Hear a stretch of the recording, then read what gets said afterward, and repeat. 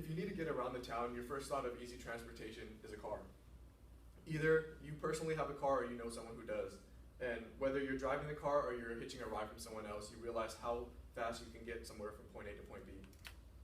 I like cars since I was young, and I would have never started this passion if the auto industry never began.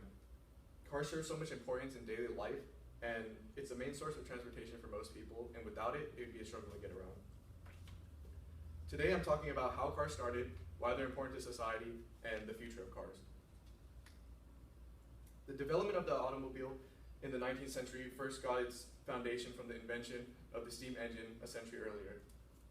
By the middle of the 19th century, the farm equipment all were based on the steam engine, and most inventors wanted to move away from this, and they went to electric or gas. The inventor, Broughton E. Olds from Lansing, Michigan, he switched from the steam engine to a gas engine in the 1890s, and he built his first in the 1896.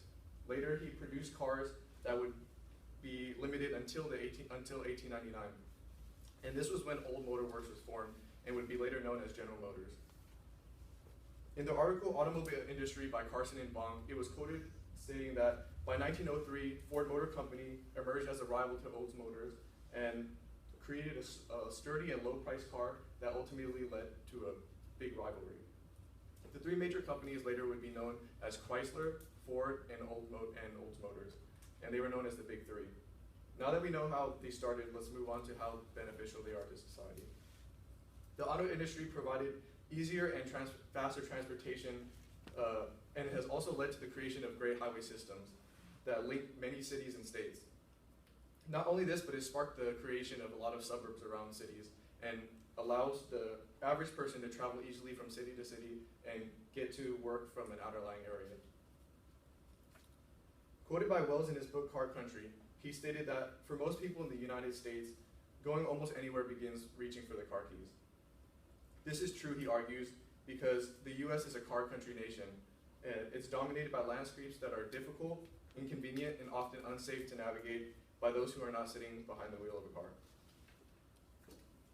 The auto industry has been beneficial to society for a while and continues to improve every day, and the possibilities for the vehicles in the future almost seem endless. Many car companies today have been working toward making the efficiency of cars better, as well as improve the technology within them. Various companies have been taking pollution from vehicles very seriously and integrate consideration. And this in turn has started the creation of many cars that either run hybrid or fully electric. Quoted by Jim Lentz, the president of Toyota Sales, in the article published in 2010, he was stated saying that what Toyota and other major companies are doing is developing cars and other creative mobility solutions. And to do that, they're focusing on fuel economy and reducing emissions. It states that air pollution is making great progress, and cars are 99% cleaner than they were in the 1970s. The industry is exploring all these technological factors because there's no one solution for the future of mobility, but the need for many. Not only are cars improving in efficiency, but they are also improving in technology. They've been advancing the technology in many cars to detect accidents before they happen, as well as halfway drive themselves. David Cummins, a Xerox executive who heads the company's smart parking and mobility initiatives, believes that the present is already outdoing those breathless predictions for the future. He states that cars parallel park themselves now, speed up and slow down, and have all kinds of accident avoidance technology.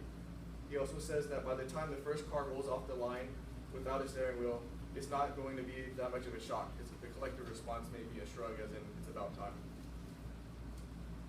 From now on into the future, we'll continue to see the upward growth in the auto industry.